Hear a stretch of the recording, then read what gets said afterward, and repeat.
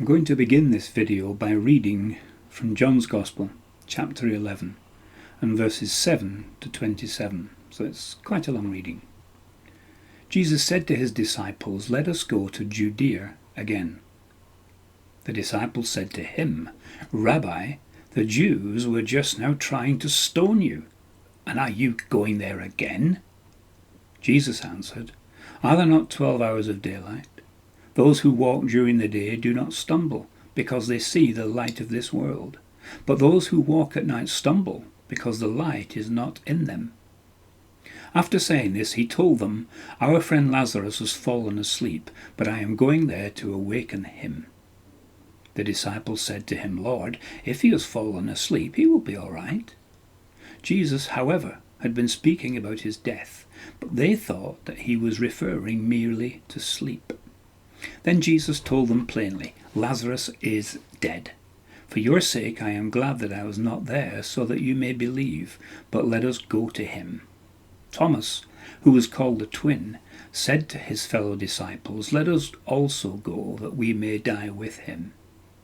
When Jesus arrived, he found that Lazarus had already been in the tomb 4 days. Now, Bethany was near Jerusalem, some 2 miles away, and many of the Jews had come to Martha and Mary to console them about their brother. When Martha heard that Jesus was coming, she went and met him, while Mary stayed at home. Martha said to Jesus, "Lord, if you had been here, my brother would not have died. But even now I know that God will give you whatever you ask of him." Jesus said to her, "Your brother will rise again." Martha said to him, "I know that he will rise again in the resurrection on the last day." Jesus said to her, "I am the resurrection and the life. Those who believe in me, even though they die, will live, and everyone who lives and believes in me will never die. Do you believe this?" She said to him, "Yes, Lord, I believe that you are the Messiah, the Son of God, the one coming into the world." Now, in his Gospel, John was often presenting us with mysteries, but I need to tell you what a mystery is and what a mystery is not. The Greek word is mysterion, hence the title of this video. And in Greek, the mystery was something that could never be known or understood by human beings, but Yahweh chose to reveal it. So mystery here has nothing to do with murder mysteries or things that have to be solved or worked out.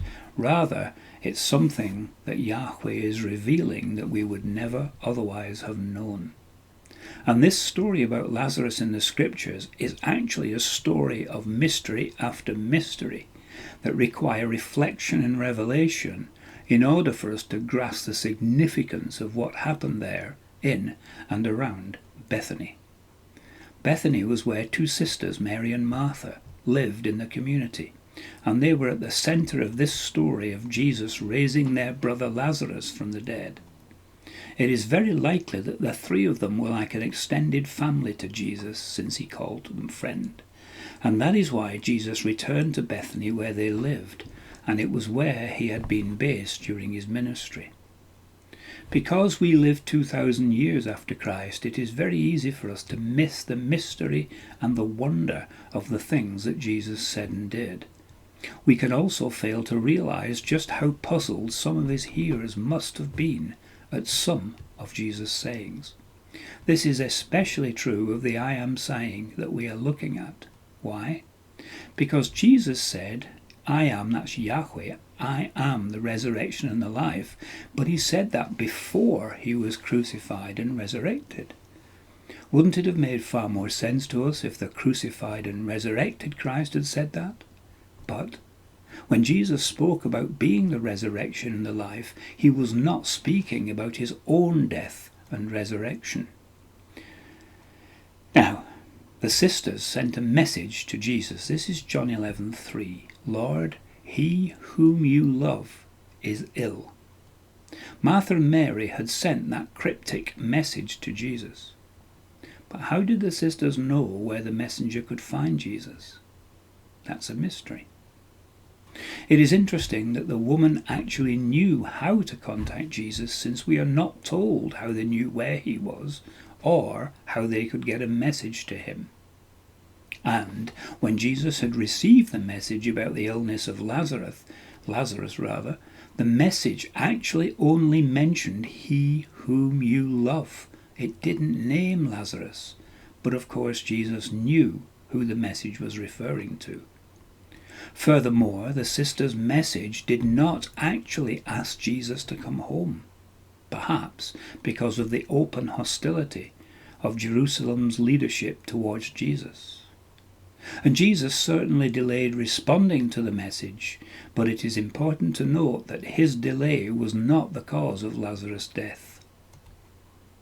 Jesus made his final journey to the region of Jerusalem by arriving at Bethany to be with his friend Lazarus.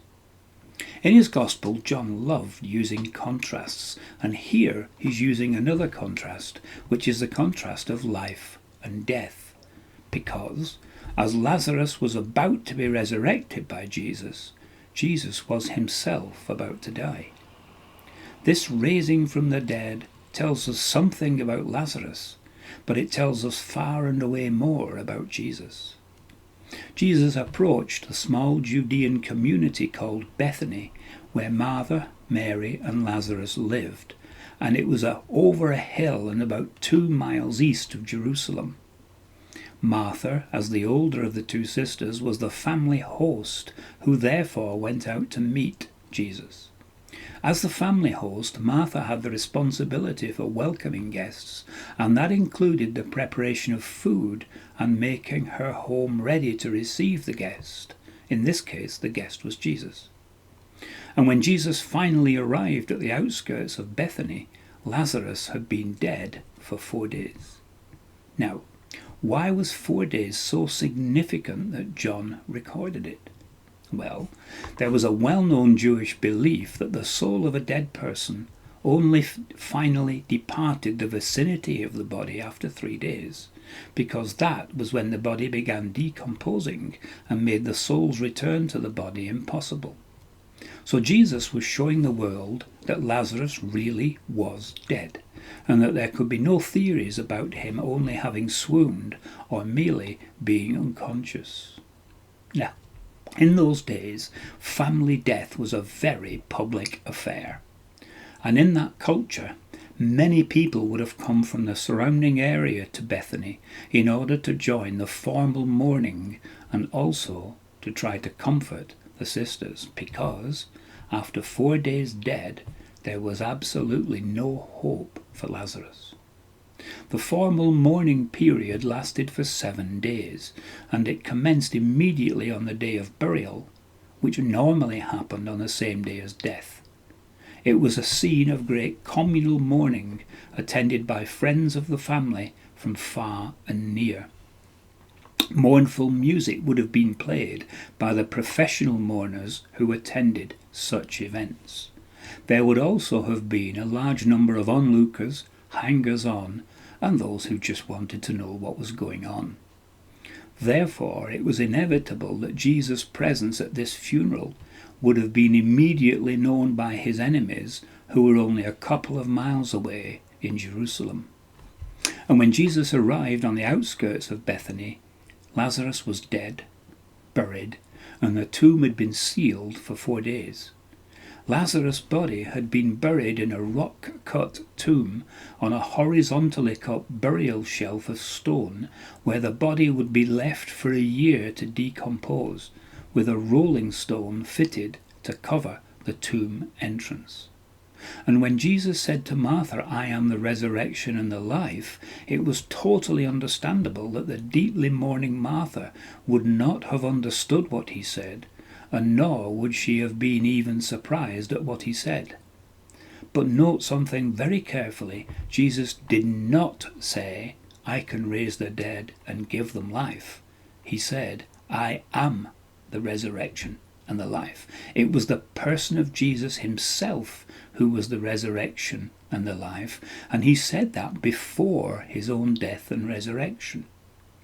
Jesus, being the resurrection and the life, was not dependent upon his own death and resurrection. It was who Jesus really was. Jesus was saying and showing that he himself was Lord and was always Lord over the whole of life and death, the beginning and the end. John was effectively saying that Jesus was the Alpha and the Omega, the beginning and the end, birth and death, but also that he was all things in between. Now, back to the story. And when Mary ran from the house to join Martha, she was followed by other mourners. John 11:31. The Jews who were with her in the house, consoling her, saw Mary get up quickly and go out. They followed her because they thought that she was going to the tomb to weep there.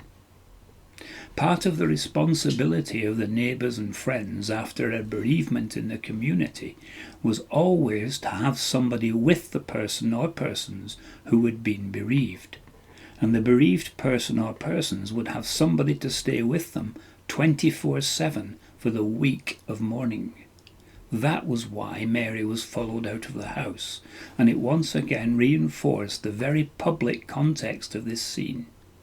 Mary, like her sister, then groaned in dismay her sorrow over Jesus' absence while Lazarus had still been alive, and then she was overcome with grief. This is John 11:33. When Jesus saw Mary weeping, and the Jews who came with her also weeping, he was greatly disturbed in spirit and deeply moved. Now, the translation of the Greek word as weeping is nowhere near strong enough in English. The Greek verb is kleio, and it describes a loud wailing and mournful crying which would have been echoed by the people standing around Mary. Such loud and public displays of grief, while relatively foreign to us in the West, were common in that culture. Jesus was greatly disturbed in spirit and deeply moved as he encountered this death within what was, in effect, his adopted family. Now, the Greek word that's used here suggests that Jesus was outraged at what the enemy of our souls had done to Yahweh's creation by bringing death into that creation. When Jesus finally arrived at the tomb, Martha warned him that since decomposition must have set in by then, there would be the smell of death if the rolling stone was wheeled aside. Martha simply had no idea what Jesus was going to do. But why would she? Like her sister Mary, she simply thought that Jesus had arrived too late to help. Jesus prayed again at the tomb, and then he called out in a loud voice for Lazarus to come out of the tomb. In the few seconds that followed Jesus' call, some people must have thought that this Rabbi Jesus had completely lost the plot. He was off his head. Speaking to the dead would have had people thinking that this rabbi was totally crazy. But a short time later, their disbelief at what Jesus had said turned into even greater disbelief at what they saw happen next. And if this whole incident was not so serious, what happened next could actually have been quite funny. Since no one apparently helped Lazarus to get out of the tomb's horizontally cut burial tunnel where his body would have been lying, it must have taken him some time and some effort to get himself out of there. Why? Because when Lazarus finally emerged from out of the tomb, he was bound in grave wrappings that were strips of spice-filled fabric around his limbs. His jaw was tied closed, and his face was covered with a linen cloth. To the astonished eyes of the onlookers, Lazarus must have looked like a ghost. Now, there were strict regulations, laws of purification that surrounded a dead body. And so there was a real issue here of who would actually touch Lazarus's body in order to free him from the bindings. And once the very obviously alive Lazarus had been freed from the bindings, he would have been naked. I wonder if Jesus had a spare cloak close to hand. The news of what had happened there in Bethany would have got back to Jerusalem very quickly, as the period of mourning was then cancelled, and all the people returned home to talk about what had happened. The Sadducees were the ruling priests in Jesus' day, and they did not believe in resurrection as the Pharisees did. Therefore, here was Jesus apparently siding with the Pharisees by believing in resurrection from the dead, and therefore infuriating the Sadducees even more. Now, Jesus' disciples had already warned Jesus about the danger of going anywhere near Jerusalem again. We read it earlier, and it's John 11:8. The disciples said to him, "Rabbi, the Jews were just now trying to stone you, and you are going there again." Now, in the Greek, you may remember that the text tells you not only what to say, but how to say it. And the expression, "and are you going there again," effectively said, have you completely lost the plot? Are you totally off your head?